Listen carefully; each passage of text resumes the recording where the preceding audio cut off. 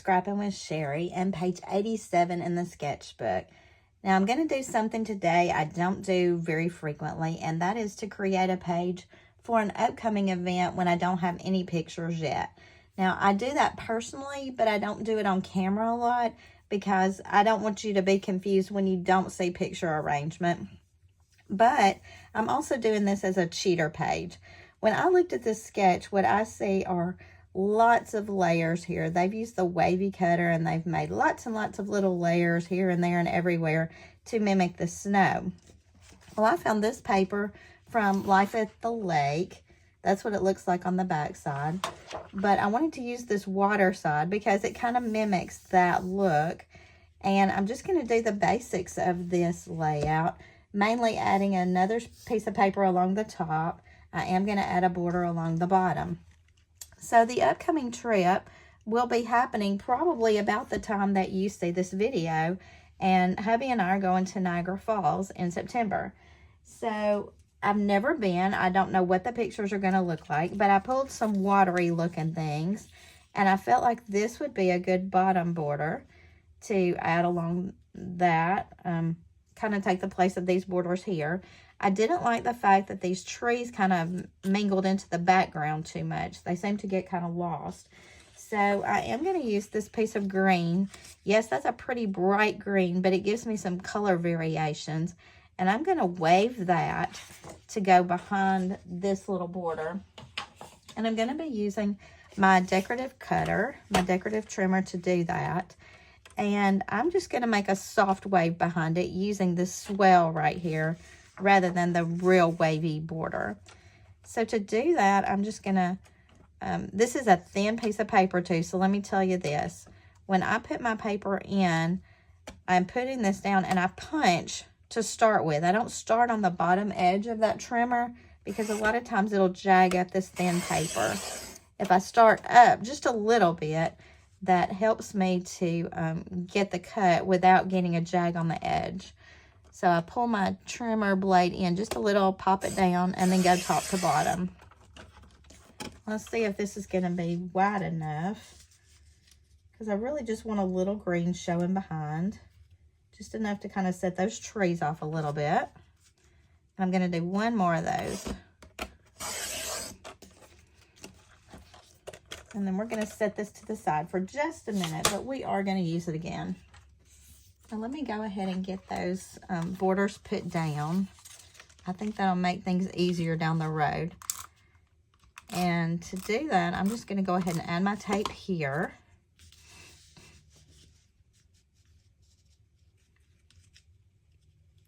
And I think I can go ahead and just tape these borders with that bottom swell being right along the bottom of this paper.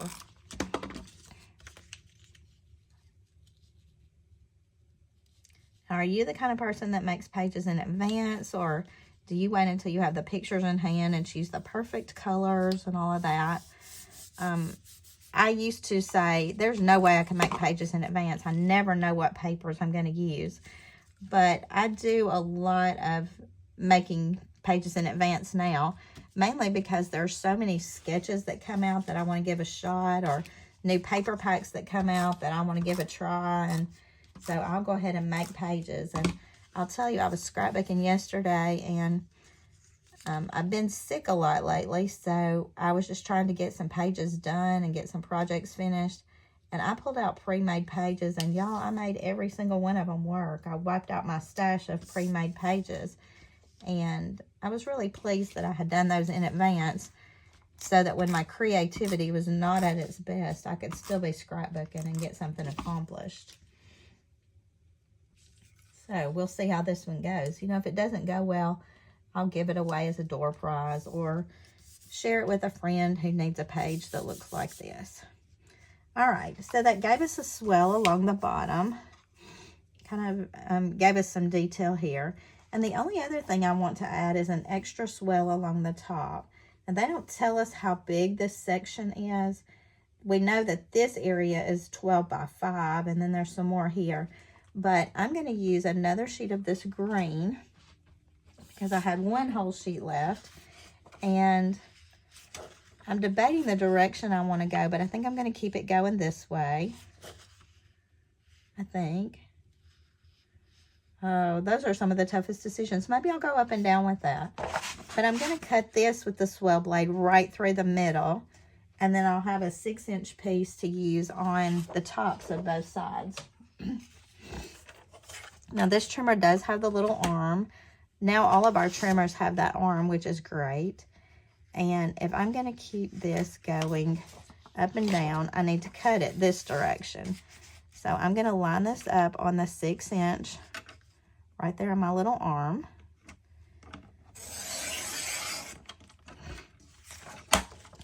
And cut. So we're through with our decorative trimmer. Let's see how well we did on that. It's kind of funny because working at this backwards, that manages to give us the swell here without having to do all those 100 layers. Now, if you've ever been to Niagara Falls, you may be looking at this going, that's not going to work with your pictures at all. But on this particular trip, we do have plans to do several hikes, and I just feel like with the colors and the water and the greenery, I'm going to be able to make this work for something. I'm really not concerned about that. And you know as well as I do, if you've scrapbooked a while, there are certain colors, certain feels that you use frequently, and you just get used to what works for you. So, all right, I kind of like that. Now let's go back and look at what they've done as far as photo placement. They've got a 3x3 here, 2 3x3s, and then a 4x6 in the center. I did go ahead and cut photo mats, and it tells you the size of these mats is 3 1/4 by 3 1/4. So I did do those the right size. And what I discovered is that if I cut the 3 1/4 strips first, then what I had left over was enough that I could do the 4 1/4, but I cut mine 4 1/4 by 6 because I wanted to have as big an area as possible, but not use a whole nother sheet of paper.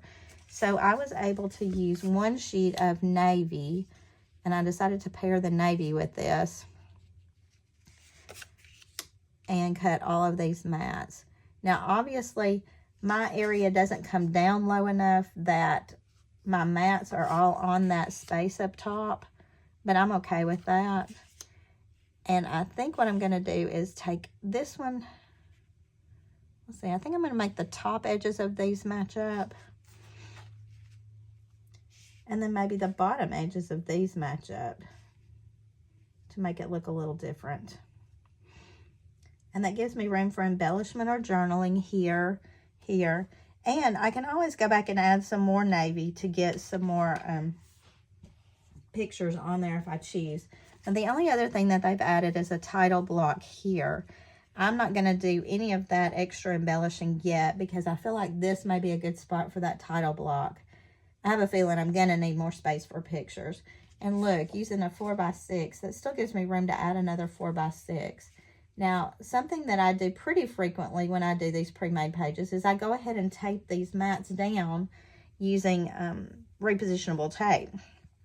I'm not even going to do that this time because I don't know what pictures we'll get, what direction they will go. But this page is basically done for all intents and purposes. And it looks very similar to the sketch.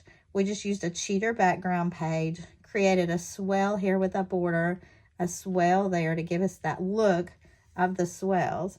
But what do you think about that page? Hey y'all, welcome back. If you'll remember, I designed this page for our trip to Niagara Falls, and I was so very excited about it, thinking it was going to be perfect for the falls. Well, let me tell you, the water at Niagara Falls was a lot more teal than the colors on these papers. Fortunately for me, we did something else that's going to lend itself very well to these particular pages. And I want you to understand that people still have a phobia about pre-making pages because of colors, but in most people's worlds, if you choose colors you use a lot, you'll find something that they work with. Now, this was a canal boat ride that we took, and look at the colors here and how perfect they look. Now, I'm going to change some orientation on a mat right there, But if you'll remember, I stuck these mats on with repositionable tape anyway. Now, if you're looking at the sizing on these pictures, I want you to understand that I printed these on my Epson PM 400. That's the Picture Mate 400. And you can print them to whatever size you want. So I printed them such that I could keep a little bit of white border around them before I put them on these navy mats.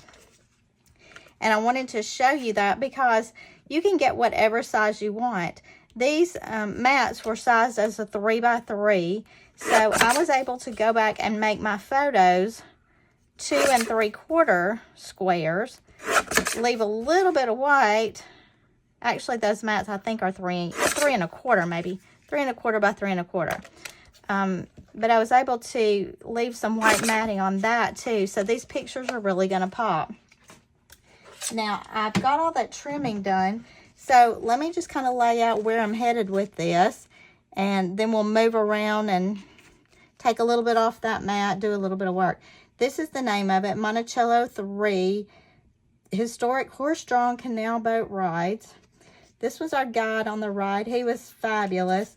And I wanted the horses to be on there on the very first part. Now, this guy was steering the boat. He had this rudder thing that he was holding between his thighs, and he was able to steer the boat with that, which was pretty interesting. He said it makes your legs really, really strong. And I took this just because we saw our first little pop of fall color right there. So look how quickly this page has come together because it was pre-done. Now, obviously, I'm going to have to do a little bit of maneuvering right here. And I'm just going to stick that photo on and then trim that blue down just a hair. And I am going to write a little bit about this. This was in Ohio, near the old historic Roscoe Village. And this was such an interesting thing. We just had a fun time learning about the canal and how it was made. And then we got to take the boat ride. And it was just a lot of fun. We had a really good time doing this. So this one is going to be the same thing because I left some white. I'm going to need to trim the blue down. Now, let me tell you, I just got home from an advisor retreat near Syracuse, New York, and I attended a digital breakout, and the girl who was teaching it was just awesome. She gave me so many ideas as far as digital scrapbooking, and I don't think I will ever be a completely digital scrapbooker because I love holding the paper too much. I just enjoy the paper aspect of it.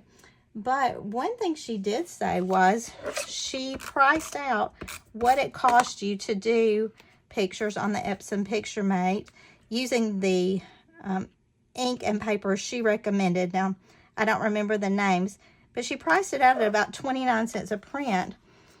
But she was talking about all the prints she used to throw away because she ordered them and she didn't use them. So it really made me start thinking, maybe I need to do something a little bit different. I mean, look at this page. I was able to print all these sizes exactly like I wanted them to fit the mats that I already had cut. And this page is coming together really nicely, really quickly. And there's no waste because there were some more pictures. And had I sent them off to a normal developer to be done, I would have developed all of them. And I really wouldn't need them. I don't need them all to tell the story. So there might be something to printing these things at home. She also said that she started printing hers at home because she accidentally over-ordered. She ordered a set of photos and forgot and then reordered them. And she said it was hundreds and hundreds of photos. And I'm thinking, yeah, how many times have I done that? Maybe I would be better off to just print them as I go, which is what she discussed. She prints them for each page when she's ready to do that page. And then she doesn't have to worry about storing those photos, nor does she have to worry about printing them again. So, lots to think about, especially when you got about 800 photos from your latest trip to Scrapbook, and you really want to make it one album instead of 3 or 4.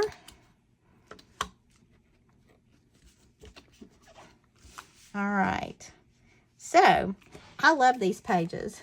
I knew when I pre-designed them they would be good for something. I just had no idea we were going to do this canal boat ride. But how perfect are these photos on these 2 pages. Now, I will do some journaling, and I'm not sure where, probably right here. I'll probably leave the water as is. I like the greens, I like the blues, but there is that page completely finished. Not at all like we intended, but I wanted you to see how it turned out in the end. So, until next time, happy scrapping.